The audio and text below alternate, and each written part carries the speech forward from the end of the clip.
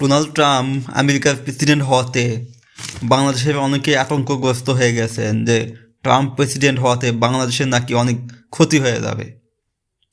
বাস্তবে Trump president হওয়াতে বাংলাদেশের কিন্তু একটা বিশাল উপকার হলেও হতে পারে।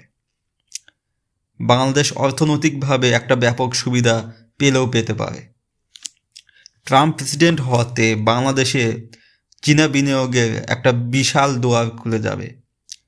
বিশ্লেষকরা মনে করতেছেন যে চাইনিজ বিনিয়োগকারীরা তাদের বিনিয়োগকে চায়নার মেনল্যান্ড থেকে বিশ্বের বিভিন্ন দেশে স্থানান্তর করবে এবং এই কাজ ট্রাম্প যখন প্রথমবার প্রেসিডেন্ট হয়েছিল তখনও তারা করেছিল। ডেইলি স্টার একটা রিপোর্ট করেছে, সেখানে তারা দেখিয়েছে যে প্রতিনিয়ত বাংলাদেশের বিভিন্ন ব্যবসায়িক নেতাদেরকে চায়নার বিনিয়োগকারীরা বাংলাদেশের ব্যবসায়ী নেতাদের সঙ্গে যোগাযোগ করতেছে এবং বাংলাদেশে বিনিয়োগের বিভিন্ন উপায় খুঁজে বেড়াচ্ছে। এখন প্রশ্ন আসতে পারে, চায়নার বিনিয়োগকারীরা কেন বাংলাদেশে বিনিয়োগ করতে যাবে? প্রথমে আমাদেরকে জানতে হবে যে চীন যখন আমেরিকায় একটা পণ্য রপ্তানি করে তখন তাকে 25% ডিউটি দিতে হয়। ট্রাম্প ইতিমধ্যে হুমকি দিয়ে রেখেছে যে সে এই ডিউটি 60% পর্যন্ত বৃদ্ধি করে দেবে।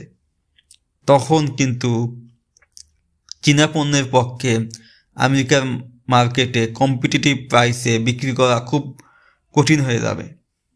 অন্যদিকে বাংলাদেশের পণ্যের উপরে আমেরিকার ডিউটি মাত্র 15.6%, যেটা চীনের উপরে যে ডিউটি আছে তার অনেক কম।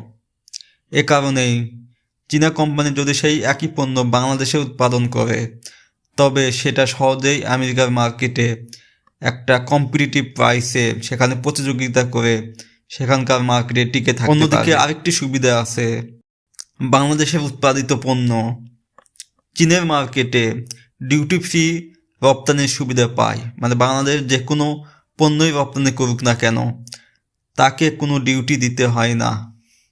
এ কারণেই চাইনিজ যারা উৎপাদনকারীরা তারা বাংলাদেশে যদি ফ্যাক্টরি স্থাপন করে এবং এখানে যেহেতু শ্রমের দাম কম, পণ্যের দাম কম দামে তারা পণ্য উৎপাদন করে সস্তায় চায়নাতে বিক্রি করে তাদের ব্যবসাকে লাভজনক করতে পারবে। বিখ্যাত গণমাধ্যম সিএনবিসির রিপোর্ট থেকে জানা যায় যে গত জানুয়ারি থেকে জুলাই মাস পর্যন্ত চীনের বাণিজ্য মন্ত্রণালয়ের দেওয়া হিসাব মতে চীনের বাইরে চীনা বিনিয়োগকারীদের ইনভেস্টমেন্ট বেড়েছে 16.2%, যার পরিমাণ প্রায় $83.55 বিলিয়ন। বাংলাদেশ যদি এই বিশাল বিনিয়োগের অল্প একটু অংশ বা উল্লেখযোগ্য একটু অংশ যদি পায় তবে বাংলাদেশের অর্থনীতির জন্য নতুন একটি সম্ভাবনা খুলে যাবে।